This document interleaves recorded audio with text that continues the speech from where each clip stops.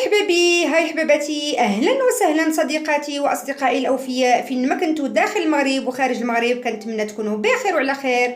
معكم منار من قناه شيوات منار ام نزار واسماعيل. دائما وكما العاده كنشكر الناس اللي انضموا عندي جداد للقناه، كنقول لكم مرحبا بكم والف مرحبا. واللي مازال ما انضم عندي للقناه يدير المربع الاحمر ويفعل الجرس باش دائما يتوصل بالجديد ديالي. ان شاء الله غيعجبوا المحتوى ديال القناه. كنشكر بزاف الناس والمتتبعات والاصدقاء والصديقات الاوفياء اللي بقاو متابعيني من بدايه القناه لحد هاد الساعه. كنقول لكم الله يجزيكم بالخير، راه بلا بكم القناه والو، راه دائما بالوجود ديالكم وهو اللي كيخليني دائما نستمر نحط لكم المزيد ثم المزيد. كنشكركم بزاف على اللايكات ديالكم والتعاليق الزوينين اللي كتخليو ليا. كنقول لكم لهلا خطاكم عليا. اليوم ان شاء الله بعد نجاح التحليه الاولى اللي قدمت لكم ديال الفاني وديال البنان، يعني لقات نجاح كبير وبزاف ديال الناس صايبوها وصيفطوا لي التطبيقات ديالهم. عجبني الحال، قلت علاش لا اللي ما نعاودش نحضر معكم تحليه مغايره، تحليه ديال الفلون بالفريز او بالفراوله، يعني واحد التحليه اللي كتجي رائعه بزاف وبدون حليب سائل. واحد التحليه اللي كتجي اكثر من رائعه. اللي بغى تعرف معايا الطريقه والمقادير كيفاش حضرت التحليه، تابع معايا هذا الفيديو من الاول حتى الاخر. فرجه ممتعه البنات، ما تمشيو فين، ها نتوما معايا. نبداو في استعراض المقادير. كما كتشوفوا المقادير موضحين قدامكم، وشي حاجه اللي بسيطه سهله متواجده في اي بيت. كما كتشوفوا هنايا قلت لكم ما غاديش نستعمل الحليب السائل. عندي نص لتر ديال الماء، يعني الماء يكون من روبيني. عندي كاس ديال الحليب بودره او الحليب المجفف كما كتشوفوا معايا. عندي واحد ساشي ديال الفلو ديال الفريز او ديال الفراوله. عندي انا هذا اللي خديت محلى، ولا ما عندكم هذاك الصغير اللي ما فيهش السكر ماشي مشكل، راه بحال بحال. عندي بالنسبه للفواكه عندي شويه ديال الفريز، عندي شويه ديال الفرامبواز، عندي شويه ديال التوت الازرق، عندي شويه ديال عندي واحد التفاحه اللي نقيتها وغسلتها بطبيعه الحال، عندي واحد الحبه ديال البنان، وعندي واحد الباكيه كما كتشوفوا ديال البسكوي ديال هيرنيس. يعني انا كيعجبني ندير هاد النوعيه ديال البسكوي، وانتم كديروا النوعيه اللي كتعجبكم وديروا البسكوي اللي كيعجبكم، سواء كان دائري او مربع بحال بحال ماشي مشكل. الله يرزق الصحه والسلامه. نبداو بسم الله. اول حاجه غادي نحتاج كما العاده كناخذ واحد المول. انا كنفضل هذا المول هذا، كناخذو بطبيعه الحال، كنوضع فيه البنان. هو الاول كنقطع ديك الحبه ديال البنان او الحبه ديال الموز اللي عندي، كنقطع دوائر على هذا الشكل هذا، كنسبقها هي الاولى في المول كما كتشوفوا معايا. المهم بالنسبه للفواكه دائما كيبقاو اختياريين على حسب داكشي اللي متوفر عندكم في الدار. خديت التفاح، خديت حبه ديال التفاح حتى هي قطعتها على هذا الشكل هذا، كنحاول كنقطعها طرونش رقيقه. وكناخذ الفراوله او الفريز حتى هو كنقطعوه على هذا الشكل هذا. المهم التقطاع كيبقى على حسب الاختيار، بغيتوه دائري بغيتوه مربع بغيتوه غير عشوائي ماشي مشكل. المهم عندنا هو هاد التحليه هذه كتجي رائعه بالفواكه وكتجي شي حاجه اللي مغايره على المعتاد.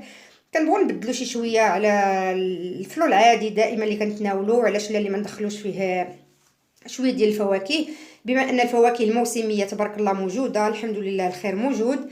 الله يرزق الصحه والسلامه. كنقطع دائما داك التفاح كما كتشوفوا معايا، كنقطعوا على هذا الشكل هذا عشوائي.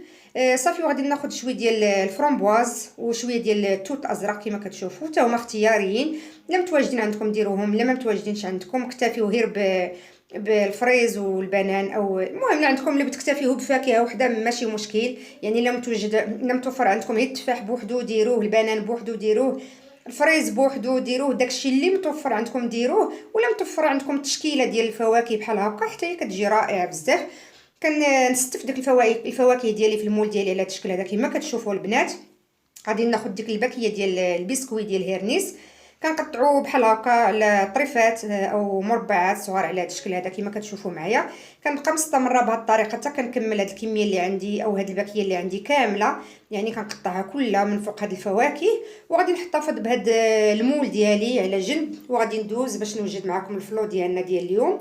بالنسبه للفلو كما قلت لكم اليوم ما غاديش نديرو بالحليب عادي، يعني عندي نيدو او حليب بودره مجفف غادي نستعمله، هو اللي غادي نخدم به. كتجي التحليه رائعه بزاف بنيدو، كتجي عاقده كتجي شاده راسها مزيان. غناخذ نص لتر ديال الماء. المهم البنات بالنسبه اللي عندها نيدو او عندها الحليب المجفف موجود في الدار، يمكن ليها دائما العبارات نص لتر ديال الماء كنديروا فيه كاس ديال العنبه ديال الحليب بودر او حليب المجفف، كاس كنديروا فيه نص لتر ديال الماء. يعني الا بغيتوا ديروا اطرو ديال الماء غديروا 2 كيسان ديال الحليب المجفف. كنتمنى يكون الشرح ديالي مفهوم البنات. كنخلط هاد المقادير مزيان حتى كينسجموا مع بعضياتهم.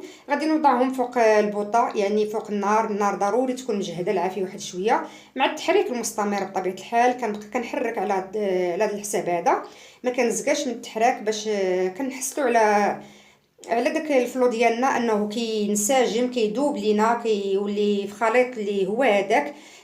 كما كتعرفوا البنات، هذا الفلو اللي استعملت انا راه ما فيهش كاع نهائيا، راه فيه الحلاوه يعني بلا ما يحتاج كاع نهائيا نديروا ليه السكر، والحليب مجفف حتى هو راه حلو.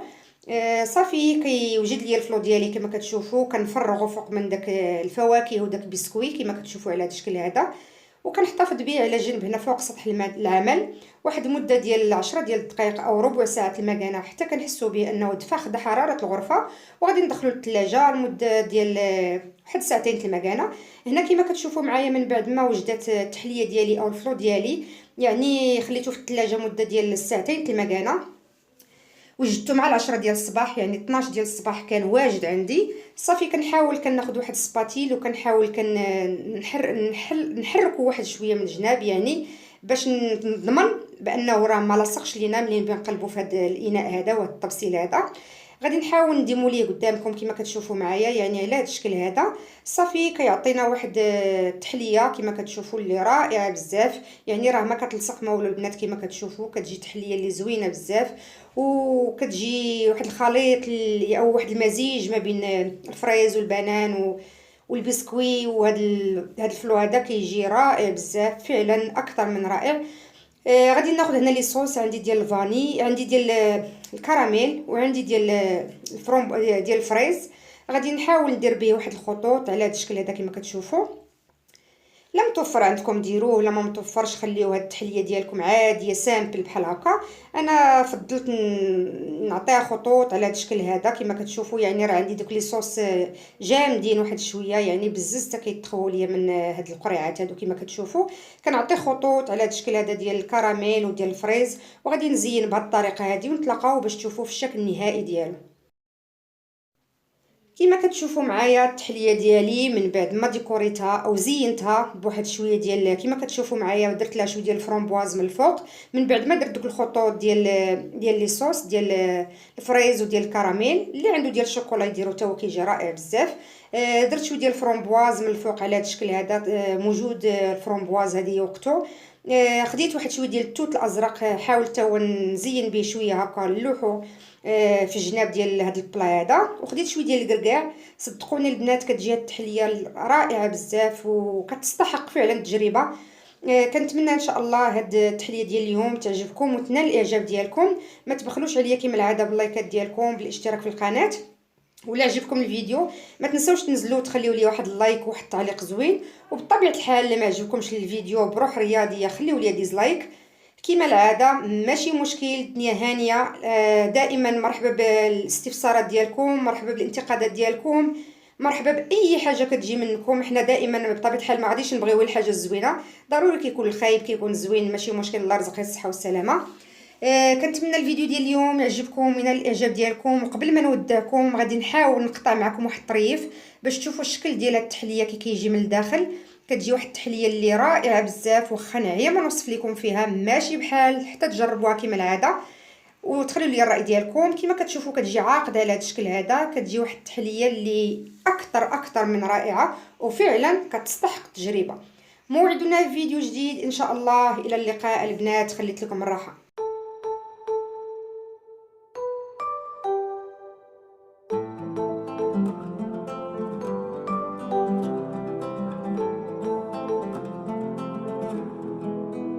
Thank you.